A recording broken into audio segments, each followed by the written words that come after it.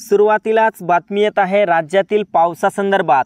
भारतीय हवामान खात्याने महाराष्ट्रातील 10 जिल्ह्यांमध्ये तुफान गारपिटीचा अंदाज दिला आहे। यामुळे शेतकऱ्यांची चिंता आणखी वाढणार असे चित्र दिसत आहे। IMDने म्हटल्याप्रमाणे आगामी 5 दिवस महाराष्ट्रात पावसाची शक्यता कायम राहणार आहे।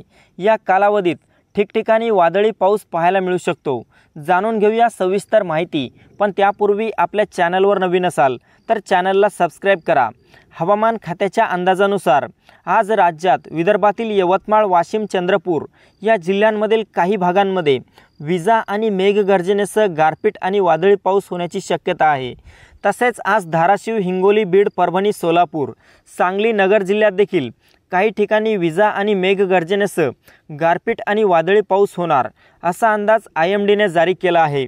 या पार्श्वभूमीवर या 7 जिल्ह्यांना येलो अलर्ट देण्यात आला आहे। तर मित्रांनो, ही होती हवामानाची छोटीशी अपडेट। आपल्याबरोबरच इतरांना पण शेअर करा, व्हिडिओला लाईक, चॅनलला सबस्क्राइब करा। धन्यवाद।